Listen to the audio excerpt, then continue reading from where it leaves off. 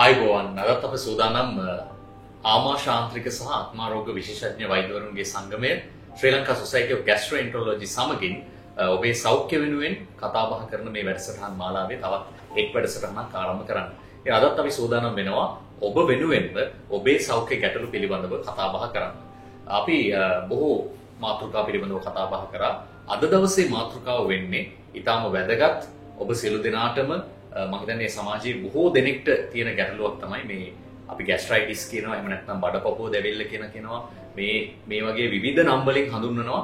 කෙසේ වෙතත් මේ රෝගී තත්ත්වය ඔබ පීඩා විඳින මේ රෝගී තත්ත්වය පිළිබඳවයි අපි අද කතා බහ කරන්නේ. ඉතින් මේ පිළිබඳව කතා බහ කරන්න අපි අද මැදිරියට කැඳවා ගත්තා රත්නපුර ශික්ෂණ රෝහලේ ආමාශාන්ත්‍රික සහ ආත්මාරෝග විශේෂඥ වෛද්‍ය චමිල සුබසිංහ විශේෂඥ වෛද්‍යතුමන්. අයිබෝන් වෛද්‍යතුමනි. ඔව් අයිබෝන්. හොඳයි වෛද්‍යතුමන් සමග අපි කතා බහ කරන්න සූදානම් වෙනවා. මේ වෛද්‍යතුමනි දැන් මේ ප්‍රශ්නේ ඇත්තටම මේ බොහෝ දෙනෙක් එක එක නම් වලින් විවිධ නම් වලින් හඳුන්වනවා. සමහරු ગેස්ට්‍රයිටිස් කියනවා, සමහරු මේ බඩපපුව දැවිල්ල කියලා කියනවා, විවිධ නම් වලින් කියනවා. සමහරලාට මේ අර හෘදයාබාධ කියලාත් බොහෝ දෙනෙක් රැවටෙනවා. ඉතින් ඇත්තටම මොකක්ද මේ රෝගී තත්ත්වය? අපිට මේ රෝගී තත්ත්වය ගැන පැහැදිලි කිරීමක් කරමු වෛද්‍යතුමනි. අපි ඇත්තටම දැන් බහුතර සමාජයේ වැඩි දෙනෙක් මේ කතා කරන්නේ ગેස්ට්‍රයිටිස් කියලා තමයි. අතන සමහරලාට අපිට ලිඩු ඇවිල්ලා කියන වයස අනුව කියන විදිය වෙනස් වෙන්න පුළුවන්. සමහරලාට කියනවා මගේ බඩපපුව දානවා කියනවා, සමහරට මගේ බඩේ උඩ හරිය රිදෙනවා කියලා කියනවා. දැන් මේ බඩ උඩ පුරෝදාලා වගේ කියන සමහරට මේ ඔක්කොම රෝග ලක්ෂණ මේ වර්ග ටික තියෙන. මේකදී අපි සාමාන්‍යයෙන් මේ ગેස්ට්‍රයිටිස් හෝ ඔය කියන අජීර්ණ තත්ත්වය කියලා සමහරලාට කියනවා. මේ බඩපපුව පුරෝදෑම දැවිල්ල ඒක අපි සාමාන්‍යයෙන් බඩේ ඉහළ කෙළවරට අදාළව කියන දේවල් තමයි අපි විශේෂයෙන් මේ කතා කරන මාතෘකාවට අදාළ වෙන්නේ.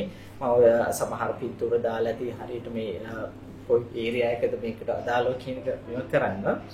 මේකෙදි ප්‍රධාන වශයෙන් වෙන්නේ මේ අපි මේ හරි එපිගැස්ට්‍රික් රීජන් කියලා කියන නැත්නම් බඩේ ඉහළ කොටස ඒකේ ඇතිවන වේදනාව දැවිල්ලක් විදිහට එන්නත් පුළුවන්, නිකම්ම වේදනාවක් වෙන්නත් පුළුවන්, සමහරට අපහසුව වෙන්න පුළුවන්, ඩිස්කම්ෆර්ට් එකක් වෙන්න පුළුවන්. මේක තමයි ප්‍රධානම ලක්ෂණය. ඊට අමතරව මේ හැරේ තියෙන්න පුළුවන් මෙතන පුරෝදාන ගතිය, සමහරලාට ඒකම පොඩ්ඩක් පපුව දැවිල්ල මෙතන හිර වෙනවා වගේ කියනවා වෙන්න පුළුවන්. ඔක්කාරය වගේ වෙන්න පුළුවන්. ඒ වගේ අමතර ලක්ෂණ කීපයකුත් තියෙන්න පුළුවන්. මොකද ප්‍රධාන වශයෙන් අපි මේකෙදි අපේ උදරයේ ඉහළ ප්‍රදේශයේ සිදුවන වේදනාව හෝ අපහසුතාවට තමයි අපි මේ ගැන තමයි අපි අද ප්‍රධාන වශයෙන් කතා කරන්නේ. ඒක තමයි ඔය ගොඩාක් වෙලාවට ગેස්ට්‍රයිටිස් කියලා අපිට බහුතරයක් එන්නේ. මම හිතන්නේ වෛද්‍යතුමන් මේ රෝග ලක්ෂණ පිළිබඳව සහ ඒ තත්ත්වය පිළිබඳව බොහොම අපූර්ව පැහැදිලි කිරීමක් කරා. ඉතින් වෛද්‍යතුමනි මට හිතුණා මේකේ දැන් විවිධ ප්‍රභේද තියෙනවද මෙච්චර මේ ගැන අර එක නම් වලින් අපි හඳුන්වන්නේ මේක විවිධ ප්‍රභේද තියෙනවද? අපිට ඒ විදිහට මේක පැහැදිලි කරගන්න පුළුවන්ද? ඔව් ප්‍රභේද වශයෙන් ඇත්තටම ගත්තම දැන් මේකේ අපි දැන් ලෝකයේ මේ සම්බන්ධව තියෙනවා වර්ගීකරණයක්. අපි ඒකට ලෝකයේ මේ විශේෂයට අදාළ අපි කතා කරන රෝම් 4 කියන ක්ලාසිෆිකේෂන් එක. රෝමේ නගරේ කාලේ කාට එකතු වෙලා මේ ලෙඩ කොට්ටාශය සම්බන්ධව එක කන්සෙන්සස් ඒ කියන්නේ එක සම්මුතියකට එනවා. ඒකට අනුව මේක ප්‍රධාන කොටස් දෙකකට බෙදෙනවා. එකක් තමයි මේ උදර අප ඇබ්ඩොමන් ඒ කියන්නේ උදරයේ ඉහළ ප්‍රදේශයේ සිදුවෙන රිදෙන එක හෝ වේදනාවට අදාළ එක කොට්ටාශයක් තියෙනවා. අනිත් කොට්ටාශය කියන්නේ ඒ ඒරියා එකේම තියෙන පුරෝදාන ගතිය හෝ ඉක්මනට කෑවම ඉක්මනට බඩ පුර වෙන ගතිය. ඒ කියන්නේ සාමාන්‍යයෙන් අපි කියන්නේ සාමාන්‍ය කෙනෙක් කන කෑම ප්‍රමාණය තියෙනවානේ. ඒ ප්‍රමාණය ඉවර කරගන්න බැරිව මැද හරියදීම බඩ පිරෙනවා. සාමාන්‍ය කෑම කකා කොහොමද බඩ පිරෙනවනේ? ඒක නෙමෙයි. සාමාන්‍ය කෙනෙක් කන ප්‍රමාණය ඉවර කරගන්න බැරුව වේලාසන බඩ පිරෙනවා. එතකොට ඒක අපි ඉංග්‍රීසියෙන් අතර මේක එපිගැස්ට්‍රික් පේන් සින්ඩ්‍රෝම් සහ පෝස්ට් පැන්ක්‍රියල් ඩිස්ට්‍රස් සින්ඩ්‍රෝම් කියලා දෙකකට හදනවා. හැබැයි වැඩි දින අපි ඉන ලෙඩුන්ගේ මේ වර්ග දෙකම තියෙන්න පුළුවන්. දෙකෙන්ම තියෙන්න පුළුවන්. සමහර කෑලි තියෙන්න පුළුවන්. සමහර එක කොටසක් තියෙනවා. සමහර කායට සමහර කොටසක් තියෙනවා. සමහර කායට. එහෙම වෙන්නත් පුළුවන්. හරියට වෙනස් වෙනවා එන විදිය. මම හිතන්නේ මේ වෛද්‍යතුමන් දැන් ඔය පිළිබඳව පැහැදිලි කරද්දී මට හිතුණා මේ අර සාමාන්‍ය ක්‍රියාවලිය අපිට පොඩි පැහැදිලි කිරීමක් කරන්න පුළුවන් නම් දැන් මොකද කෑම කෑවට පස්සේ ඕනම කෙනෙක්ට යම් කිසි අපහසුතාවයක් එන්න පුළුවන්. ඒකට මේ අපහසුතාවයෙන් අපේ අර රෝගී තත්ත්වයේ අපහසුතාවය අපිට වෙන් කරගන්න පුළුවන් විදිහේ පොඩි සරලව පැහැදිලි කරගන්න පුළුවන් අපිට. ඇත්තටම සාමාන්‍යයෙන් කියන්නේ දැන් අපි සාමාන්‍ය කෑම වේලා ගත්තට පස්සේ අපිට එහෙම මේ කියන අපහසුතාවක් නැත්තම් එහෙම විශේෂ අපහසුතාවක් කියන විදියක් නැහැ. අපි ගොඩාක් ලොකු ආහාර වේලක් ගත්තොත් ඉතින් අනිවාර්යෙන් අපේ බඩ පුරව පිරලා එනවා. සමහරවිට මේ ආහාරයේ තියෙන වර්ග අනුවත් අපිට తాවකාලිකව ඒ ආහාරයෙන් පස්සේ එන අමාරු ටිකක් තියෙනවා. එහෙම වෙන්න පුළුවන්. නමුත් අර මේක අසාමාන්‍යයෙන් එන එකක්ද කියලා නැද්ද කියලා තීරණය කරන්නේ එලිඩාට හෝ ඒ පුද්ගලයාට වෙනදා නොතිබිච්ච විදිහ අපහසුවක් වෙනද සාමාන්‍යයෙන් කන කෑමීමත් එක්ක එනවනේ. එතකොට අපිට පොඩ්ඩක් සලකා බලන්න පුළුවන් මේක රෝගී තත්ත්වයක්ද නැත්නම් එහෙම නැත්නම් පොඩි తాවකාලික වෙනස් වීමක්ද කියලා. ඒ විදිහට තමයි ඒක බලන්නේ. සාමාන්‍යයෙන් තමන්ගේ ජීවන රටාවට බාධා වෙනවනේ. ඒ කියන්නේ bothersome symptoms. ඒ කියන්නේ අපිට කරදරයක් වෙන විදිහට මේ අපහසු එළියට එනවා නම් තමයි අපි මේක වෛද්‍ය උපදෙස් හරි එහෙම නැත්නම් වෙනත් ප්‍රතිකාරකම හරි මොන හරි කරන්න පෙළඹෙන්නේ. හොඳයි මම හිතන්නේ එදිනදා ජීවිතයේ ඔබට එහෙම විදිහට බාධා සිද්ධ වෙන අයුරින් මේ රෝග ලක්ෂණ එනවා නම් වෛද්‍යතුමන් පැහැදිලි කරපු ආකාරයට ඔය යම්කිසි වෛද්‍ය උපදෙසක් වෙත යොමු වීමේ අවශ්‍යතාවය තියෙනවා. ඉතින් වෛද්‍යතුමනි මේ අපි පැහැදිලි කරගෙන යද්දි මේක දැන් අර ක්‍රියාවලියේ ප්‍රශ්නයක් බව ඔබතුමන් පැහැදිලි කරා. එතකොට අපි ෆන්ක්ෂනල් ඩිස්පෙප්සියා කියලා අපි අහලා තියෙනවා. එතකොට මේ ක්‍රියාවලියේ සිදුවන මේ වෙනස්කමත් එක්ක අපි මේ ෆන්ක්ෂනල් ඩිස්පෙප්සියා ගැන පොඩි පැහැදිලි කිරීමක්. ඔව් මෙහෙම. ඇත්තටම දැන් අපිට එන මේ රෝග ලක්ෂණ වලින් බැලුවම අපිට මේක කියන්න බෑ ඒ අදාළ පුද්ගලයාගේ ක්‍රියාකාරීත්වය වෙනස් වෙලා එනවද නැත්නම් ඇතුළේ ආමාශයේ මේ ආශ්‍රිත මොන හරි ප්‍රශ්න නිසා එනවද කියලා කියන්න බෑ. ඒ කියන්නේ කෙලින්ම රෝග ලක්ෂණ වලින් අපිට අඳුර ගැනීමේ අවස්ථාව අඩුයි. ඒ ඔක්කොම සමහරට එකම සමානව ලක්ෂණ ටිකක් වෙන්නේ කියන්න පුළුවන්.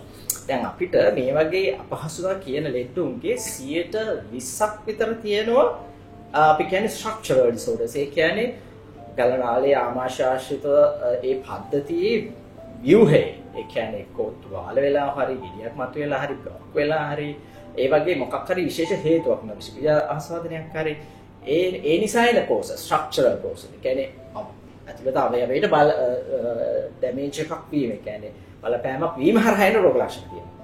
මේ ඔක්කොම පද්ධතියම ලස්සනට නෝම සාමාන්‍ය විදිහට තියෙන අපහසු ටිකකුත් තියෙනවා. අන්න ඒකට තමයි ඒ කියන්නේ ඒක එන්නේ ෆන්ක්ෂනල් ඩිසෝඩර්ස්. ඒ කියන්නේ ආහාර මාර්ගයේ ඒ ආමාශය උඩ ඒ ඒරියා එක ක්‍රියාකාරීත්වයේ විෂමතාවය නිසා එන ඒවා තියෙනවා. ඒක තමයි 80%ක්ම තියෙන්නේ ඇත්තටම. දැන් අපි සාමාන්‍ය ලෝකේ ගත්තම ඉස්සර කියපු නිකන් සාමාන්‍ය දල වශයෙන් කරපු සංගණනවලදී 30% විතර. ඒ කියන්නේ හැම 3 දෙනෙක්ගෙම එක්කෙනෙක්ට වගේ මේ අපහසුව තියෙනවා කියලා තිබුණා. නමුත් දැන් ඔය රෝම් ක්ලාසිෆිකේෂන් එක වගේ ඒ අලුතින් ආපු ඒ වඩා විස්තරාත්මක සම්මුති වලදී මේක 7%කට විතර අඩු කරගෙන තියෙනවා. ඒ කියන්නේ හැම දල වශයෙන් අපි කිව්වොත් 10 දෙනෙක්ගෙන් එක්කෙනෙකුට වගේ මේ අපහසුවෙන් පීඩාව දින්න පුළුවන් කියලා අපි හොයාගෙන තියෙනවා. නමුත් ප්‍රධාන වශයෙන්ම අපිට බහුතරයක් මේ ලෙඩු හම්බ වෙන්නේ අපෙන් උපදෙස් ගන්න එන්නේ මේ ෆන්ක්ෂනල් ඩිස්පෙප්සියා කියන්නේ අවයවයට හානියක් නොවි එන ක්‍රියාකාරීත්වයේ විෂමතාවය නිසා එන අපහසු නිසා එන තමයි අපිට එන්නේ. හොඳයි වෛද්‍යතුමන් පැහැදිලි කරනවා මේ ක්‍රියාකාරීත්වයේ විෂමතාවයෙන් නැත්නම් අපි අර අවයවයට කිසිම ගැටලුවක් නැතුව ක්‍රියාකාරීත්වයේ පමණක් වෙනස් වුණාට පස්සේ එන ඒ විෂමතාවය නිසා ඇති වෙන තත්ත්වය තමයි බහුලව දකින්න ලැබෙන්නේ. ඉතින් ඇත්තටම වෛද්‍යතුමනි මේ ඇත්තටම මේ ක්‍රියාකාරීත්වයේ විෂමතාවයත් ඇති වෙන්න මොකක් හරි හේතුවක් තියෙනවද මේ සඳහාත් අපිට මොකක් හරි විද්‍යාත්මකව වෛද්‍ය විද්‍යාත්මකව අපිට පැහැදිලි කරන්න පුළුවන්ද මේ සඳහා හේතු වෙන කරුණු කාරණා පිළිබඳව සහ අපිට මොකක් හරි යම්කිසි ක්‍රියාවලියකින් මේ දේ සිද්ධ වෙනවා කියන එක. ඔව් ඇත්තටම ඒකත් මෑත කාලීනව තමයි සමහර මේ කරුණු කාරණා හොයාගෙන තියෙන්නේ. මේවට අපි සමස්තයක් විදිහට කියනවා disorders of gut brain interactions කියන්නේ අපි සිංහලට කිව්වොත් මොළය සහ ආහාර මාර්ග පද්ධතිය අතර තියෙන අන්තර් සම්බන්ධතාවවල තියෙන වෙනසක්. disorders මොකක් හරි සාමාන්‍ය තත්ත්වයට වඩා හැගෙම වෙනස් වීමක්. එතකොට මේක දැන් අපි මේ අවස්ථාවේ කතා කරන්නේ මේ ආමාශය ආශ්‍රිතව තියෙන ප්‍රශ්න තමයි මේ අද මාතෘකාවට දාලා වෙන. නමුත් මේක ගලනාලේ ආමාශය කුඩා බඩවැල මහා බඩවැල බුද මාර්ගය ආශ්‍රිත ප්‍රදේශයේ මේ මුළු පද්ධතියම මොළයට සම්බන්ධයි. අපි කියනවා gut brain axis එක කියලා. ඒ කියන්නේ මොළය හැම වෙලෙම ආහාර මාර්ගයේ ක්‍රියාකාරීත්වයට සම්බන්ධයි. එතකොට මේ ක්‍රියාකාරීත්වය වෙන විෂමතාව නිසා තමයි මේ අපහසුතාවය එන්නේ. දැන් ඒ ක්‍රියාකාරීත්වය වෙන විෂමතාව ආමාශය ආශ්‍රිත ප්‍රදේශයට අදාළ වුණාම එන රෝග ලක්ෂණ ටිකක් තමයි මේ අපි කතා කරන්නේ. එතකොට දැන් මේ ඒකට බලපාන ඒක තමයි ප්‍රධානම මූලය. ඒකට බලපාන අතුරු හේතු කීපයක් තියෙනවා. අපි හිතමු උදාහරණයක් විදිහට ගත්තොත් අපේ තියෙන අපිට ප්‍රධාන වශයෙන් බලපාන ස්ට්‍රෙස් එක. ඒ කියන්නේ මානසික පීඩනය, ජීවන රටාවේ තියෙන වෙනස්කම්, කාර්ය බහුලත්වය. ඒ කියන්නේ අපි මානසික පීඩනය වැඩි වෙන අවස්ථාවලදී මේ වගේ කාරණා අනිවාර්යයෙන්ම බොහෝ දුරට වෙන්න පුළුවන්. ඒ වගේම සමහරලාට ආමාශය ආශ්‍රිත වෙන්න පුළුවන් සමහර බැක්ටීරියා ආසන්න අපි කියන හෙලිකෝබැක්ටර් පයිලෝරයි ඉන්ෆෙක්ෂන්ස් කියලා කියනවා. ඒ බැක්ටීරියා නිසා සමහරට මේ වගේ රෝග ලක්ෂණ එන්න පුළුවන්. සමහරලාට ආහාර මාර්ගයේ ආමාශයේ ක්‍රියාකාරීත්වය කියන්නේ අපි දන්නවා සාමාන්‍යයෙන් ආමාශයට කැම වැටුණාන් පස්සේ පැය දෙකක් පොඩිම පැය හතරක් වගේ කාලයක් ඇතුළත ඒක ඉස්සරහට තල්ලු කරලා ඒ කුඩා බඩවැලට මහ බඩවැලට එහෙම යනවා. දැන් සමහර අය ඉන්නවා මේ ආමාශයේ හිස් කිරීම ක්‍රියාවලිය අනිත්‍යයට වඩා ස්ලෝ හිම්හිට වෙන්නේ. අපි කියනවා ඩිලේඩ් ગેස්ට්‍රික් එම්ප්ටිං. ඒ කියන්නේ ආමාශයේ හිස්වීම පරක්කුයි. ඉතින් ඒ හරහා ඒකට පරක්කු නම් හිතනවනේ දැන් අපිට පරක්කුයි නම් මේක නිකන් වැඩිපුර පුරෝදාන වගේ ගතියක් දැනෙනවා නේද? ඒක එක රෝග ලක්ෂණයක්. එක හේතුවක් මේකට. ඒ වගේම සමහරලාට සමහරට වේදනානාශක පාවිච්චිය. ඒකත් සමහරලාට වේදනානාශක නිසාම එන තුවාල හැදිලා එහෙම එන්න පුළුවන් මේක රෝග ලක්ෂණ. එහෙම නැතුව තුවාල නොහැදි වුණත් මේක එන්න පුළුවන් අවස්ථා තියෙනවා. ඒ වගේම සමහර කෑම වර්ග දෙනවා. ගොඩක් කෑම වර්ග කියන්නේ අපි wheat based meat කියන්නේ palm පිටි ආශ්‍රිත නිෂ්පාදන තියෙනවා. සමහර red meat processed food ඒ කියන්නේ රතු මාංශ නිකන් ඔය කියන්නේ ශීර්පයි සත්වයන්ගේ මාංශ සමහර අයට ඒක ආහාරම ආමස් විතරනේ අතන මහ බඩවලටත් බලපාන අවස්ථා තියෙනවා. ඊට පස්සේ තේ කෝපි ආශ්‍රිත වගේ දේවල් කාබනේටඩ් ඩ්‍රින්ක්ස් කියලා කියන්නේ අපි කියනවා කාබනීකృత ඩ්‍රින්ක්ස් ඒ කියන්නේ අපි කෝප් එකට දැම්මම බබල්ස් එන්නේ කාබන් ඩයොක්සයිඩ් කාබනේටඩ් ඩ්‍රින්ක්ස් කියලා ගොඩක් තියෙනවා විවිධ වෛද්‍ය සංගම්වල ඒ වගේ දේවල් නිසා ඉන්න පුළුවන්. ඊට පස්සේ දෙහි කුලේ සිට්‍රස් ෆුඩ් ඒ කියන්නේ අඹුල් රස දේවල්. දෙහි වෙන්න ඕන දැන් අඹුල් රස වැඩි සීබලා වෙන්න පුළුවන්. දිවුල් වගේ දේවල් වෙන්න පුළුවන්. අන්නාසි වෙන්න පුළුවන්. ඒ වගේ නිසා එන වෙලාව තියෙනවා. සමහර ඩේරි ප්‍රොඩක්ට්ස් ඒ කියන්නේ කිරි නිෂ්පාදන නිසා සමහර අයට එනවා. මේකේ තියෙන විශේෂත්වය මේ හැම එකම හැමෝටම අදාළ නැහැ. දැන් ඔයාට සමහරලාට පාන් නිසා එන එක්කෙනා තව කෙනෙක්ට පාන් නිසා එන්නේ නැහැ. එයාට කොෆි වලට එනවා. එයාට කිරි නිෂ්පාදන වලට එනවා. නැත්නම් බුල් දේ වලට විතරයි එන්නේ. එහෙම පුද්ගලානුබද්ධ මේක සෑහෙන වෙනස් වෙනවා. මොකද අර මම කිව්වේ ඒ ස්නායු පද්ධතිය වෙනස් නේ එක එක්කෙනාගේ. ඒක එක්කෙනාට බලපාන විදිය වෙනස්. ඉතින් ඔය වගේ දේවල් තමයි ප්‍රධාන වශයෙන් ඔය හේතු විදිහට අපි අඳුරගෙන තියෙන්නේ. කොහොම හරි අන්තිමට වෙන්නේ මේ ආහාර මාර්ග පද්ධතිය මොළයේ ආශ්‍රිතව තියෙන ඒ ස්නායු පද්ධතියේ ක්‍රියාකාරීත්වය විෂමතාවයට ලක් වෙනවා. එතකොට මේ ඔක්කොම නෝමල් වල තිබුණා මොළයට මෙසේජ් එක යන්නේ මගේ මේ පද්ධතිය අවුල් කියලා ඒ වගේ. එහෙමයි ඒතරදී වෙන්නේ ඇත්තටම.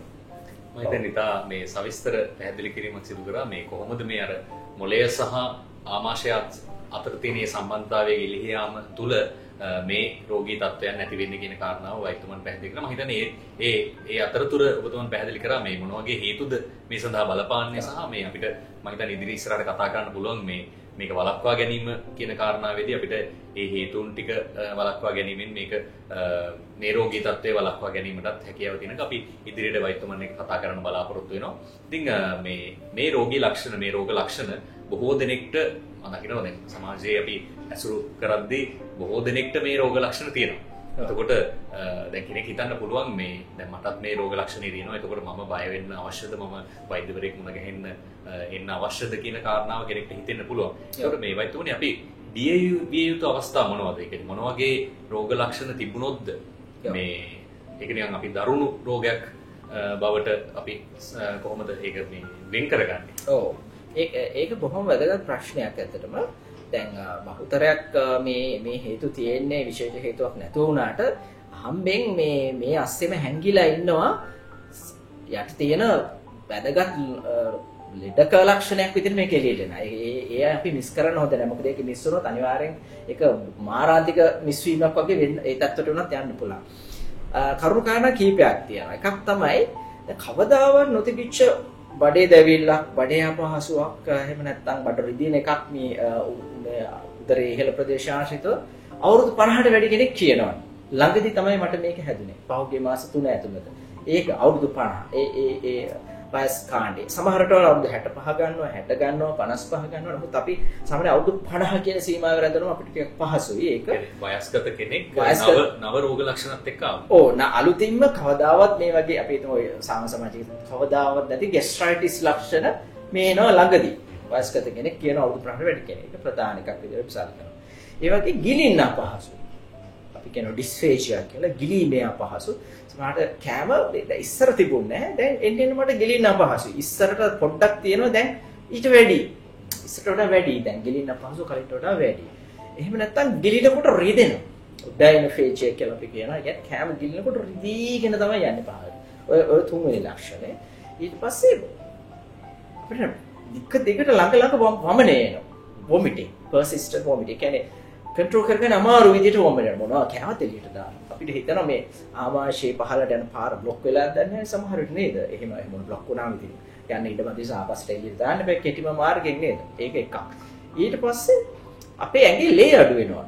අපි කියනවා අපි රක්තහීනතාවය කියලා කියනවා. ඒ කියන්නේ අපිට මේ ලේ අඩු වෙනවා කියන එක අපිට පේන විදිහට ලේ අඩු එළියට යනවා වෙන්නත් පුළුවන්, නොපෙනෙන විදිහට යනවා. පේන විදිහට යනවා නම් කෙලිමේ කොලේ. වමනේ යනවා, කෙලත් එක්ක යනවා, හරි දුඹුරු පාටට වමනේ යනවා පුළුවන්, නැත්නම් වැසිකිලි යනකොට කළු පාටට තාර වගේ යනවා. එහෙම වෙන්න පුළුවන්. ඒ විදිහට වෙන්න පුළුවන්. එහෙම නැතුව ඒ කිසිම ලක්ෂණයක් නැහැ. නමුත් ඇඟේ ලේ අඩු, රක්තහීනතාවය. කියනවා iron deficiency anemia. එහෙම වෙනවා නම් ඒකත් එක හේතුවක් අපිට මේ සැලකිල්ලට භාජනය කරන්න ඕනේ. අනිත් එක unintentional weight loss. ඒ කියන්නේ අපිට කවදාවත් අපි plan නොකර අපේ බර අඩු වෙනවා. අපේ බර අඩු වෙනවා මේ කිසිම හේතුවක් නැහැ. සමහරවිට මේ බර අඩු වීම කෑම අරුචියත් එක්ක සම්බන්ධව වෙන්න පුළුවන්. කෑම අරුචිය තිබ්බත් කොහොමද බර අඩු වෙනවනේ? කෑම අඩු වෙන නිසා. සමහරවිට කෑම අරුචිය නැතුවත් බර අඩු වෙනවා. ඒ කියන්නේ අපේ අරමුණකින් තොරව අපේ බර අඩු වෙනවා. දැන් ওই වගේ ලක්ෂණ තියෙනවා නම් ඇත්තටම අපි මේ ප්‍රධාන වශයෙන් ඔය සැලකිලිමත් වෙන්න ඕන අර කියපු සාම්ප්‍රදායික බඩේ අපහසුවට අමතරව. දැන් අපි ඒව තේරුනකොට අහනවා අර කලින් සඳහන් කරපු ඒ වගේ විශේෂ දේවල් තියෙනවාද කියලා. එහෙම වුණොත් අපිට ඉක්මනට පරීක්ෂණයකට යන්න වෙනවා. ඒ කියන්නේ එවැනි රෝගියෙක් ඉක්මනින් වෛද්‍ය උපදෙස් ලබා ගැනීම තමයි නිර්දේශ කරන්නේ. හොඳයි, මම හිතන්නේ ඔබට මේ රෝග ලක්ෂණ ටික පැහැදිලි ඇති. ඔබට අර සාමාන්‍ය උදරයේ ඇතිවන අපහසුතාවය, ඒ බඩපපුව දැවිල්ල, ગેස්ට්‍රයිටිස් තත්ත්වයට අමතරව මේ කියන රෝග ලක්ෂණ වෛද්‍යතුමන් බොහොම පිළිවෙලට සඳහන් කරපු මේ රෝග ලක්ෂණ ටික තියෙනවා නම් ඔබ වඩාත් සැලකිලිමත් විය යුතුයි. ඔබ වෙනත් රෝගයකට වඩා සැලකිලිමත් විය යුතුයි. හොඳයි වෛද්‍යතුමනි, මම හිතන්නේ අපි මේ කතා බහ කරා මේ රෝග ලක්ෂණ පිළිබඳව කතා කරා. මේක මොන වගේ රෝගී තත්ත්වයක්ද? ඒ වගේම අපි බිය විය යුතු කාරණා පිළිබඳව පැහැදිලි කරා. මේ රෝගය අපි කොහොමද කල් තියා හඳුනාගන්නේ? අපිට පුළුවන් ද යම්කිසි දැන් අපි දන්නවා අනිකුත් රෝගාබාධ වලට විවිධ පරීක්ෂණ තියෙනවා. රුධිර පරීක්ෂණ, එහෙම නැත්නම් ස්කෑන් පරීක්ෂණ අපිට කරන්න පුළුවන්.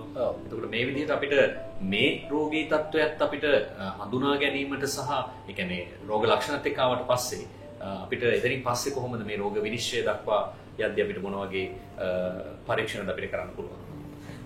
අතරම දැන් මේකේදී ප්‍රධාන වශයෙන්ම අපිට දැන් මම ඉහත සඳහන් කරපු වගේ අවදානම් සහගත ලක්ෂණ තියෙනවා නම් හරි. එහෙම නැත්නම් මූලික වශයෙන් කරන මූලික ප්‍රතිකාර කරලා මේ කිසිම ප්‍රතිකාරයකට ප්‍රතිචාර නොදක්වනවා. ඒ කියන්නේ මේකට අඩු වෙන්නේ නැත්තම් කරන ප්‍රධාන පරීක්ෂණය තමයි එන්ඩොස්කෝපි කියන එක. ගොඩාක් වෙලාවට සාමාන්‍ය සමාජයේ එන්ඩොස්කෝපි කියවම දන්නවා. එහෙම නැත්නම් කියන්නේ කටින් කැමරාව සහිත බටයක් දාලා ආමාශය ටික බලනවා කියන එක. උකුරෙන් බටයක් දාලා බලනවා කියනවා. ඒ වගේ ඒකෙන් කියන්නේ එන්ඩොස්කෝපි. කියන්නේ අපර්චියා එන්ඩොස්කෝපි නැත්නම් ગેස්ට්‍රොස්කෝපි කියලා අපි කියනවා. ඒ කියන්නේ ඒකෙදී අපි ගලනාලය, ආමාශය සහ කුඩා බඩවැලේ මුල් කොටස වගේ අපිට මේකෙදී බලන්න පුළුවන්. ඔබට පිටුර සටහන් කිහිපයක් තියෙනවා. ඒකේ කොහොමද මේක කරන්නේ කියලා. අතන මේක බොහොම සරල පරීක්ෂණයක්. සරල වුණාට මේකෙන් ගන්න පුළුවන් විස්තර ඉතාම වැඩි. මේක මොකද දැන් සාමාන්‍යයෙන් ගෙදර ඉඳලම මේකට ලැබිලා රැස් වෙන්න පුළුවන්. ඒ කියන්නේ එහෙම ඇඩ්මිට් වෙලා ඉඳලා එහෙම ඕනේ නැහැ කෙලින්ම ගෙදර ඉඳන් ආවා කරා යන්න පුළුවන්. නමුත් කලින් දිනේ ඇඩ්මිට් වෙලා අපිට ආමාශය සුද්ධ කරන්න බෙහෙත් දීලා එහෙම බවල් ප්‍රෙපරේෂන් අපිට අවශ්‍ය වෙන්නේ නැහැ. අවශ්‍ය වෙන්නේ නැහැ. මහා බඩවැලේ පරීක්ෂණ වගේ. මේකට ඇත්තටම අවශ්‍ය වෙන්නේ ආහාර නොගෙන ඉඳීම තමයි. ඒ කියන්නේ ෆාස්ටිං කියන එක තමයි අවශ්‍ය වෙන්නේ. ෆාස්ටිං කියන එක උනත් අපිට පොඩ්ඩක් ඒක තව පොඩ්ඩක් විස්තරාත්මකව කියන්න පුළුවන්. අපි හිතමු දැන් ඔය අපි බත් වගේ ආහාරයක් ගන්නවා නම් බත් සාමාන්‍යයෙන් ආමාශය ටික වැඩිපුර වෙලා තියෙනවා අනිත් වෙලාවට වඩා. සාමාන්‍යයෙන් බත් වගේ ආහාරයක් ගන්නවා අපි කියනවා පැය 10ක් බත් වගේ දේවල් ගන්න නැතුව අඩුම වශයෙන් පැය 10ක්. සමහරට පාපිලි ආශ්‍රිත දේවල් වගේ සාමාන්‍ය පැය 8ක් 6ක් අතර ප්‍රමාණයක් වගේ මේවන් මේක අරගෙන ඊට පස්සේ ඉන්න පුළුවන්. ඊට පස්සේ ෆාස්ටිං ඉන්න ඕන. දැන් අපි හිතමු අපහැදිලි දියර අපි හිතමු සුප් එකක් වෙන්න පුළුවන් මොන හරි යෝගට් පානයක් ඒ වගේ දෙයක් වෙන්න පුළුවන්. ඒවන සාමාන්‍ය පැය 4ක් දක්වා වුණත් ගන්න පුළුවන්. ක්ලියර් ලික්විඩ් කියන්නේ අපිට තැඹිලි කියන්නේ මෙහෙම ක්ලියර් කියන්නේ දැන් මෙහෙම බැලුවම එහා පැත්ත පේනවා. තැඹිලි අපි වතුර නැත්නම් බොහොම අර තද කහට ගතිය අඩු ටේන් ටී එකක් වෙන්න පුළුවන්. ඉතින් ඒ වගේ ක්‍රීම් සෝඩා වගේ වර්ග වෙන්න පුළුවන්. ඒ වුණත් පැයක් විතර නිකන් කාලය දක්වා වුණත් ගන්න පුළුවන්. ඊට පස්සේ තමයි ෆාස්ටිං ඉන්න ඕන. කොහොම වුණත් ඔය බත් හෝ පාන් ආශ්‍රිතව වගේ එහෙම ගන්න ආහාරයේ ලොකු ප්‍රමාණයක් අරගෙන ඊට පස්සේ ෆාස්ටිං ඉන්න එපා කියලා කියන්නේ නැහැ අපි. පොඩි ප්‍රමාණයක් අරගෙන ඊට පස්සේ ෆාස්ටිං ඉන්න කියලා තමයි කියන්නේ. සාමාන්‍යයෙන් අපි කියන්නේ උදේ මේ ටෙස්ට් එකට යනවා රෑ කෑමෙන් පස්සේ උදේට මොකද නොගෙන ඉන්න කියලා. නමුත් සමහරවිට මේ පරීක්ෂණේ හවස කරන්න වෙන වෙලාවලුත් තියෙනවානේ. එතකොට හවස කරන්න වෙන වෙලාවට මේ වගේ දේවල් පොඩ්ඩක් අදාළ වෙන්න පුළුවන්. මේක සිහි නැති කරලා කරන දෙයක්වත් නෙවෙයි. මේ උගුරට පොඩි අර උගුර හිරිවැටෙන වගේ පොඩි ස්ප්‍රේ එකක් දෙනවා.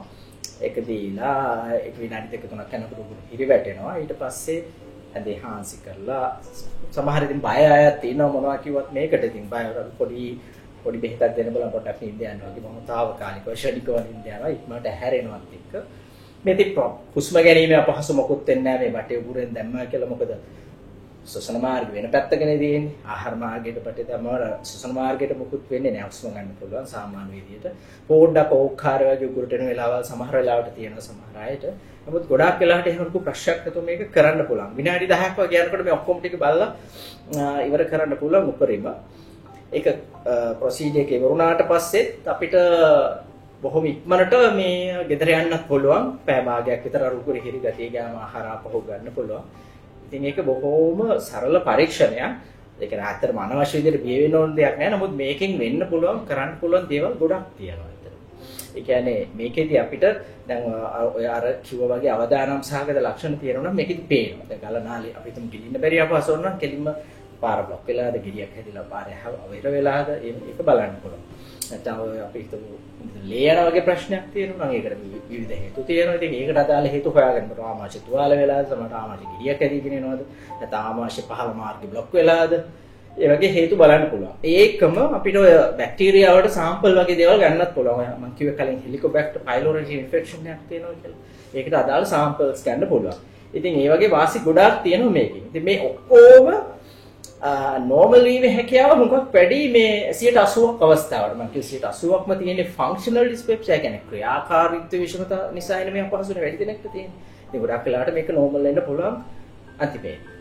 හොඳයි මම හිතන්නේ මේ අපර්ජී එන්ඩොස්කෝපි එකක් කියන්නේ නැත්නම් අපි කටින් කැමරාවක් සහිත බටයක් තමා මේ උදරය මේ ආශ්‍රිත ප්‍රදේශය පරීක්ෂා කරන ඒ පරීක්ෂණය පිළිබඳව මම හිතන්නේ ක්‍රියාවලිය කොහොමද සිද්ධ වෙන්නේ සහ මුල සිට කොයි විදිහටද රෝගියෙක් වේ සඳහා සූදානම් කරන්න එතනින් පස්සේ ක්‍රියාවලිය කරන්න කියලා වෛද්‍යතුමන් පැහැදිලි කරා. මේ මම හිතන්නේ වෛද්‍යතුමන් කිව්වා ඒ පරීක්ෂණය සිදු කරන්න ඕනේ මොන වගේ රෝගී කාණ්ඩයකටද කියලා. අපි නැවතත් මම හිතන්නේ ඒක නිශ්චිතව මතක් කරලා හොඳයි. මොකද නැත්නම් අපි බලන් ඉන්න ප්‍රේක්ෂකයන්ට හිතන්න පුළුවන් මේ සිම්ප්ටම්ස් තියෙන රෝගී ලක්ෂණ තියෙන හැමෝටම මේ පරීක්ෂණය කරන්න වෙනවා කියලා. අපි නිශ්චිතව කෙටියෙන් අපි කියමු මේ මොන වගේ කට්ටියටද අපි මේක නිර්දේශ කරන්න කියන කාරණාව.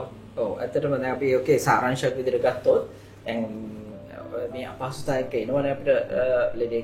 දැන් අපිට මේකෙදී අපි එකපාරටම අපි අහලා බලනවා මේ අවදානම් සහගත ලක්ෂණ තියෙනවද කියලා. ඒ කියන්නේ මේ ලේ යනවද, ලේ අඩු වෙනවද, කෙට්ටු වෙනවද, ගිලින්න මාරුද, වම්න යනවද, ඒක ළඟදී දාවේ විශේෂම වයසක කෙනෙක් වගේ දේවල් කාරණා අහලා ඔක්කොම නෑ කියනවා. හරි. එතකොට ඇත්තටම අපේ දැන් ඔය හෙලිකොබැක්ටර් පයිලෝරි කියන බැක්ටීරියා ආසාදනය අපේ රටේ මිනිස්සුන්ගේ කොච්චර තියෙනවද කියලා අපි දන්නේ නැහැ. සාමාන්‍ය හොංකොං, තායිපේ, තායිවාන ඒ රටවල ගොඩක් වැඩිපුර තියෙනවා. කියන්නේ ඊස්ට් මේ නැගෙනහිර පැත්තට වෙන ආසියාවේ. නමුත් අපේ මිනිස්සුන්ගේ ඒක පොඩ්ඩක් අඩුයි. එතකොට අපි හරියටම දන්නේ නැති නිසා අපි කරන්නේ සාමාන්‍ය සති 6ක් 8ක් විතර බෙහෙත් දීලා කියන්නේ මේකට තියෙන බෙහෙත් වල පස්සේ කතා කරමු. ඒ දීලා පාවිච්චි කරලා බලලා එන්න කියලා. මේවට ප්‍රතිචාර නොදක්වනවා නම් අර ඒ කාණ්ඩයත් අපි ගන්නවා මේ එහෙනම් මේගොල්ලෝ පොඩ්ඩක් මේ මූලික වෛද්‍ය ප්‍රතිකාරවලට ප්‍රතිචාර නොදක්වනවා නම් මේගොල්ලෝ ඔය කාණ්ඩ දෙක තමයි ප්‍රධාන වශයෙන්ම ගන්න මේ පරීක්ෂණ කරන්නේ. මම හිතන්නේ ඒක පැහැදිලි වෙන්නේ නැති ඔබට. එතකොට ඒ විදිහට පරීක්ෂණ කටයුතු සිදු කරන්න පුළුවන් මේ රෝගී තත්ත්වය නිසා රෝගී තත්ත්වය හඳුනා ගැනීමට සහ ඒ මම හිතන්නේ රෝග විනිශ්චය කරන්නට උපකාරී වෙනවා. ඒ පිළිබඳවත් වෛද්‍යතුමන් පැහැදිලි කරා. ඉතින් වෛද්‍යතුමනි මේ අපිට මේ මොන වගේ ප්‍රතිකාර ක්‍රමද මොකද බොහෝ දෙනෙක්ට ප්‍රශ්නයක් තියෙනවා දැන් මේකට ප්‍රතිකාර අපිට මේක නිට්ටාවට සුව කරන්න පුළුවන්ද එහෙම නැත්නම් මේකේ රෝග ලක්ෂණ පාලනය කිරීමක් පමණද සිදු කරන්න පුළුවන් කොහොමද මේකේ ප්‍රතිකාර කටයුතු සිද්ධ වෙන්නේ දැන් මේකෙදී අපි මේ ආසනි මේ රෝගයේදී අපිට කරන්න පුළුවන් ප්‍රතිකාර ක්‍රම විදි කිහිපයක් තියෙනවා අතරම. දැන් අපිට ඉස්සෙල්ලාම එනවා නම් ඔය වයස කියන්නේ අවුරුද්දකට වැඩි අඩු කෙනෙක් මේ රෝග ලක්ෂණ එක්ක අපි ඇත්තටම කරන්නේ මූලික පරීක්ෂණයක් විදියට කැමති අයට මම කියන්නේ අර කලිනුත් සඳහන් කරා අර හෙලිකොබැක්ටර් පයිලොරි කියන මේ බැක්ටීරියා ආසාදනය ආමාශයට විශේෂිතව වෙන බැක්ටීරියා ආසාදනය ඒක අපේ එච්චරම සුලභ නොවුනත් අපේ අය අපේ සාමාන්‍ය ජනතාවගේ කැමති අයට අපි කියනවා අර මල පහසුත පොඩි ටෙස්ට් එකක් තියෙනවා ස්ටූල් ඇන්ටිජන් කියලා ටෙස්ට් එකක්. අපි කැමති හැමෝටම මේක ඔෆර් කරනවා ඇත්තටම කරගන්න පුළුවන් නම් කරගන්න. නමුත් ඒකේ බැරි වුණා කියලා අපිට ලොකු හානියක් නොවෙන්න පුළුවන්. මොකද අපිට අර අපේ ප්‍රතිශතය අපේ අඩු නිසා සාපේක්ෂව අපි හිතනවා අපි අඩු කියලා අපිට හරියටම දත්තයක් ඉදිරිපත් කරන්න අමාරුයි. අපි කරන්නේ අපේ ආමාශයේ තියෙන ඇසිඩ් ගතිය ඇසිඩ් ස්වභාවය අඩු කරන විදිහේ ප්‍රතිකාරයක් ඉස්සලාම දෙනවා. ඒක තමයි ප්‍රධාන වශයෙන් අපි මේක කරන්නේ. මොකද සමහර වෙලාවට මේ හැදෙන නෝමල් ඇසිඩ් ඒ කියන්නේ ඕනම කෙනෙක්ගේ ආමාශය ඇසිඩ් හැදෙනවානේ. මේක අත්‍යවශ්‍යයි. ඒකේ ප්‍රධාන වශයෙන් ආහාර ජීවනයට ඕන වෙනවා. ඒක ආහාර මාර්ගයට එන විස බීජ විනාශ කිරීම හැකියාව ඇසිඩ් වල තියෙන මේක හැම කෙනෙක්ගේම අත්‍යවශ්‍යම සිදුවිය යුතු කාර්යයක්. ඇසිඩ් සාමාන්‍ය ද්‍රව්‍යයෙන්. සමහරට දැන් මේ රෝගී තත්ත්වයේදී වෙන්නේ අපේ හැදෙන නෝමල් ඇසිඩ් ප්‍රමාණයට වුණත් අපේ ආමාශයේ ආහාර පද්ධතිය අධිසංවේදී වෙන්න පුළුවන්. හයිපර් සෙන්සිටිවිටි වෙන්න පුළුවන්. ඒක නිසා අපි ඉස්ලාම මේක පාලනය කරලා බලනවා. කන්ට්‍රෝල් වෙයිද? මේ ඇසිඩ් ශ්‍රාවය සම්පූර්ණ දුරකට පාලනය කරොත් ඇසිඩ් නිසා එන අධිසංවේදීතාවයේ ආමාශය අඩු වෙයි. ඒක තමයි අපි කියන්නේ අපි ඒකට විවිධ වර්ග තියෙනවා. ඉතින් ගොඩාක් වෙලාට මේ ගොඩක් වෙලාට රෝගීන් ගන්නවා මේ ෆාමසියෙන් කියලා ගන්නවා. මම හිතන්නේ ગેස්ට්‍රයිටිස් ටැබ්ලට්ස් කියලා මේ ගෑස්ට්‍රයිටිස් කරලා බිම මාරිනවා වැට හෙල්ලෙන කරල ඒ වගේ විදිහට කියනවා. ඉතින් අර ඒක ඇත්තටම ඒ කරන්ට් පාවිච්චි කරන දෙයක් තමයි. ඉතින් ඒ කාණ්ඩයේ බෙහෙත් තියෙනවා. තව ඒ වගේම තවත් වෙනස් කාණ්ඩවල බෙහෙත් වර්ග කීපයක් තියෙනවා මේ ඇසිඩ් පාලනය කරන ඇසිඩ් ශ්‍රාවය අඩු කරන. ඒක එකක්.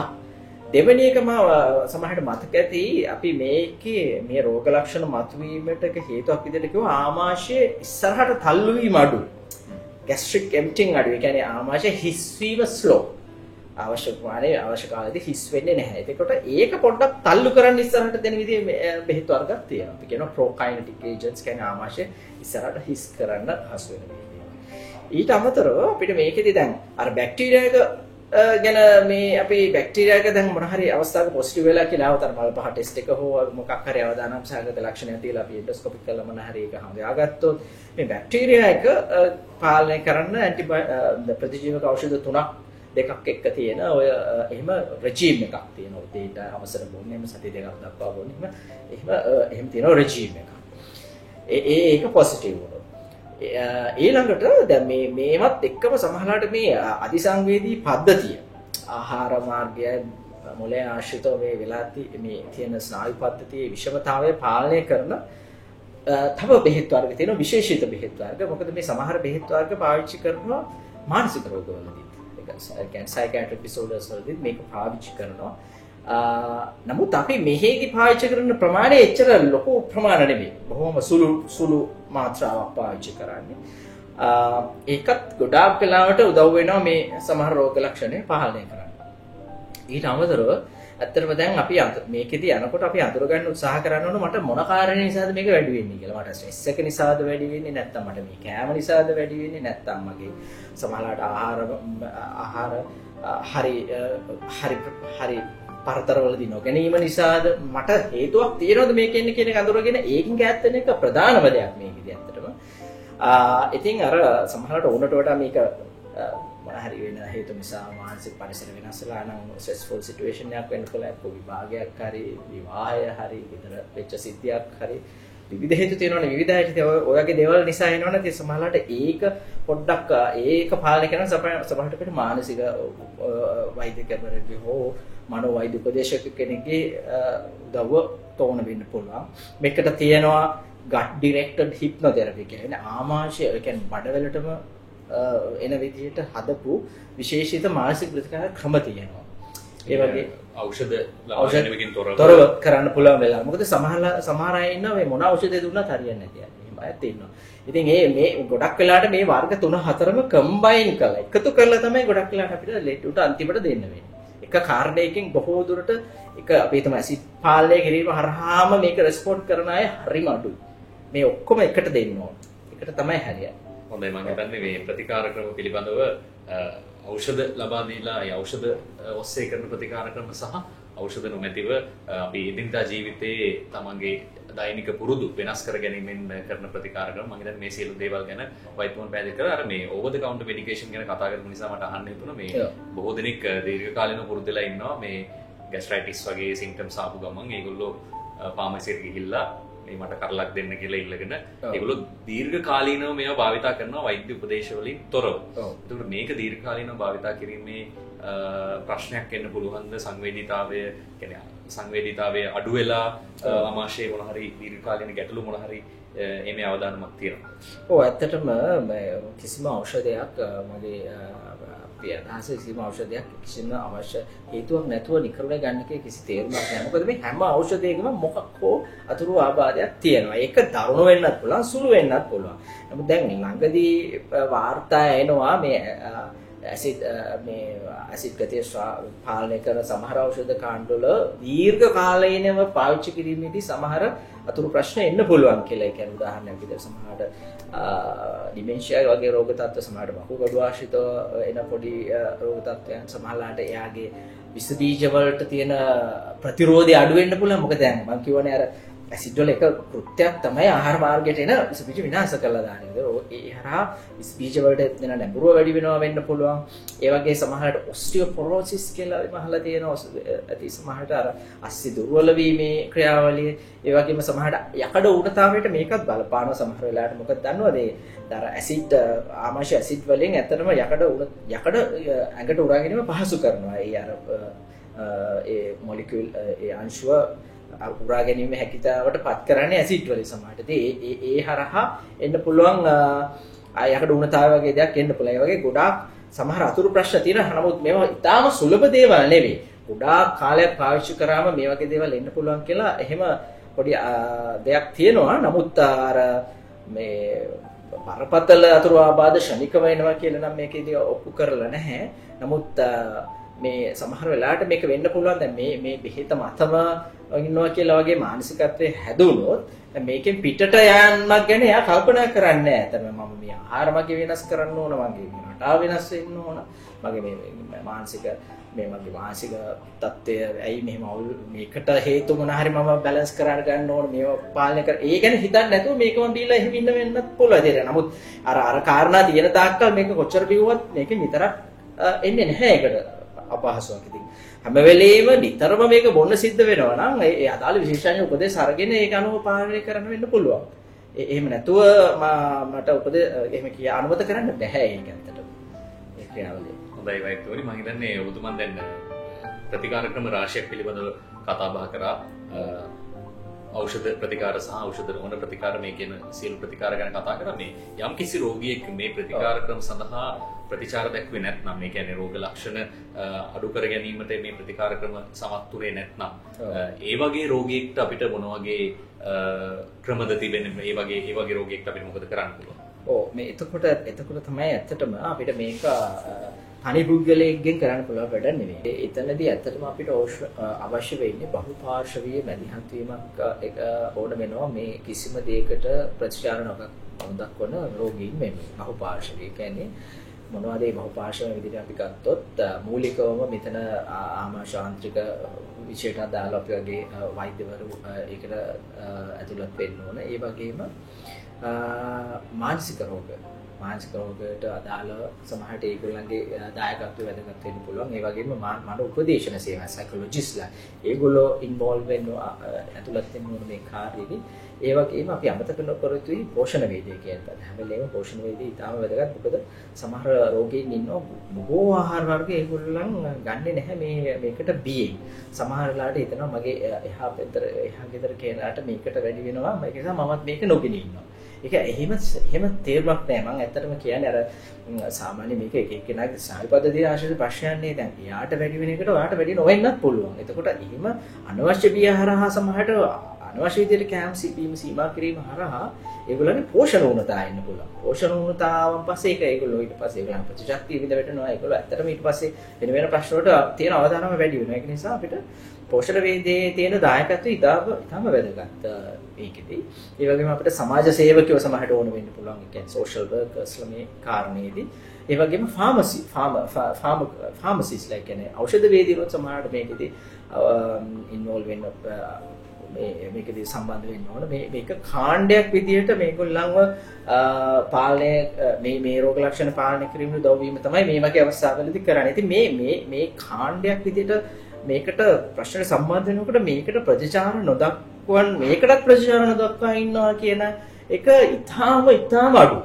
හොඳයි විශේෂඥ වෛද්‍යතුමන් පැහැදිලි කරා කොයි විදිහටද මේ රෝගීන් ප්‍රතිකාර සඳහා යොමු යුත්තේ සහ ප්‍රතිකාර ක්‍රම පිළිබඳව ඒ වගේ මේ ප්‍රතිකාර ක්‍රම වලට මූලික අවස්ථාවේදී ප්‍රතිචාර දක්වන්නේ නැත්නම් අපිට මොන වගේ බහුපාර්ශවීය මැදිහත් වීමක් ඔස්සේ කොහොමද මේ රෝගියාව කළමනාකරණය කරගෙන ඉදිරියට යන්නේ කියන කාරණාව මම හිතන්නේ වෛද්‍යතුමන් පැහැදිලි කරා. ඉතින් වෛද්‍යතුමනි මේ අපි දැන් බොහෝ කරුණු සාකච්ඡා කරා රෝග ලක්ෂණ හඳුනා ගැනීම ප්‍රතිකාර ක්‍රම ඒ පිළිබඳව කතා බහ කරා. මේ බොහෝ දෙනෙක්ට තියෙන ප්‍රශ්නයක් තමයි මේක ඇත්තටම මේ නිට්ටාවට කරගන්න පුළුවන් රෝගී තත්ත්වයක්ද එහෙම නැත්නම් ජීවිත කාලෙම මේ රෝගයෙන් පීඩා විඳින්න වෙනවද මේ කියන ප්‍රශ්නය බොහෝ දෙනෙක්ට තියෙනවා. අපි ඒකට පිළිතුරක් දුන්නොත්. පළවෙනිම දේ තමයි ඇත්තටම අපි දැන් මේක ක්‍රියාකාරීත්වයේ විෂමතාවයක් නිසා එන මේ අපහසුතාව ටිකක් නම් මේකේ පළවෙනිම දේ තමයි ලුඩු හිතට ගන්නවා මේක ලෙඩක් විදියට නොසලකිය යුතුයි. මේක ලෙඩක් කියලා එහෙම ඔලුවට දාගන්න හොඳ නෑ. මොකද හැම වෙලෙම මේකේ මානසික බලපෑම මේ සමස්ත ක්‍රියාවලියට තියෙනවා. මොකද අනවශ්‍ය විදියට මානසික පීඩනය වැඩි වුණොත් මේක අනිවාර්යයෙන්ම මේ පාලනය කරගන්න ඉතාම අපහසුයි. මේකේ අනිත් දැනගත යුතු වැදගත්ම දේ තමයි මේකේ තමන්ගේ ආයුෂ කාලෙට ජීවිත කාලෙට මේකේ බලපෑමක් එන්නේ. ඒ කියන්නේ මේක තිබුණ කියලා අඩු වයසෙන් මැරෙන්නේ නෑ. අපි තුමාර මම කියනවා අවදානම් සහගත ලක්ෂණ තිබුණා නම් ඒව තමයි ප්‍රධානම දේවල්. ඒව තිබ්බොත් ඒව මිස් වුණොත් ජීවිත කාලය අනිවාර්යයෙන් බලපාන. නමුත් මේක තමන්ට පොඩි අපහසුතාවක් තියෙන්න පුළුවන්. නමුත් අනිත් කෙනෙක් වගේ ආයුෂ කාලයට කිසි බලපෑමක් වෙන්නේ නැහැ. ඒක තදටම ඔලුවට ගන්නවා. මොකද එහෙම ඔලුවට ගත්තම ඒක වක්‍රානුකූලව මේක පාලනයට මේ අනිවාර්යයෙන්ම උදව්වක් වෙනවා. එතකොට මේක හරියට පුද්ගලානුපත්ත තත්වයක්. ඒ කියන්නේ එකම රෝග ලක්ෂණ එකම වයසේ තියෙන එකම ස්ත්‍රී පුරුෂ භාවය තියෙන අපි තුමු මේක උපකල්පනයක් විදිහට එකම සමාන දෙන්නෙක් ගත්තත් සමාන රෝග ලක්ෂණ ඒ දෙන්නට වැඩි වෙන සාධක වෙනස් වෙන්න පුළුවන්. ඒකට තමන්ට ගැළපෙන තමන්ගේ මට මොනවද මේවට වැඩි වෙන්නේ මට මොනවද අදාළ මට මොනවද කන්න පුළුවන් ඒක තමන්ට ගැළපෙන පර්සනලයිස් රෙජිම් එක. ඒ කියන්නේ පුද්ගලානුබද්ධව තමන්ට ගැළපෙන ටිකක් මේකට හදාගන්න. ඒ කියන්නේ මට මේ කෑම වලට වැඩි වෙනවා මේ කෑම මට ගන්න බෑ. එතකොට ඒ විදිහට තමයි මේක කරන්නේ. මේ පාලනය කරගන්න උත්සාහ කරනවා. ඒකයි මානසික සැහැල්ලුභාවය, ව්‍යායාම කිරීම. ඊට පස්සේ අනවශ්‍ය ඇබ්බැහිවීම උනත් ඇත්තටම ඇල්කොහොල් දුම්පානය උනත් සමහරවිට ඒකේ බලපෑමක් තියෙන්න පුළුවන් මේක දිගට යනකොට මේ සමස්ත පද්ධතිය. නමුත් ඒකේ වෙන්නේ මොකද මේ ප්‍රශ්නේ නැතුණත් වෙන සෞඛ්‍ය ප්‍රශ්නෙන්න පුළුවන්. මේක හරහා හැම වෙලෙම මේ ප්‍රශ්නේ පීඩා විඳිනවා නම් ඒ අදාළ විෂයට අදාළ විශේෂඥ වෛද්‍යවරු හරහා යොමු වෙලා උපදෙස් ගැනීම ඉතාම වැදගත් විදිහට තමයි ඒක තමයි මට කියන්න පුළුවන් අන්තිම අවවාදය. නමුත් මේක අනවශ්‍ය විදිහට ඔළුවට බරක් කරගත්තොත් ඇත්තටම මේ ප්‍රශ්නෙන් මිදෙන්න කල් යනවා කියන එක තමයි මට අන්තිමට කියන්න පුළුවන්. මොකද ඒක හොඳට අපිට පාලනය කරගැනීමේ ඕනතරම්ෙදී ලංකාවේ තියෙනවා. හොඳයි මම හිතන්නේ වෛද්‍යතුමන් මම හිතන්නේ බොහෝ වෙලා බොහොම සවිස්තරව බොහොම සරලව පැහැදිලි කරා ඔබට මේ සමාජයේ බොහෝ දෙනෙක්ට තියෙන ගැටලුවක්. මම හිතන්නේ බොහෝ දෙනෙක් නිතරම ප්‍රශ්න නගන සහ නිතර කනස්සල්ලෙන් පසුවන සෞඛ්‍ය ගැටලුවක්. ඒ පිළිබඳව මම හිතන්නේ මේ ગેස්ට්‍රයිටිස් ආශ්‍රිත මේ රෝග ලක්ෂණ ඒ වගේම බඩපපුව දැවිල්ල මේ කියන රෝග ලක්ෂණ පිළිබඳව මම හිතන්නේ බොහෝ සවිස්තර පැහැදිලි කිරීමක් කරා. අද අපත් සමග සම්බන්ධ වුණා රත්නපුර ශික්ෂණ රෝහලේ ආමාශාන්ත්‍රික සහ ආත්මා රෝග පිළිබඳ විශේෂඥ වෛද්‍ය චමිල සුබසිංහ විශේෂඥ වෛද්‍යතුමන්. ඉතින් වෛද්‍යතුමනි බෙහෙවින්ම ස්තුතියි අද දවසේ මේ දැනුවත් කිරීමේ මේ සමාජ සත්කාරයට සම්බන්ධ වුණාට. ආයුබෝවන්. ඔව් ආයුබෝවන්.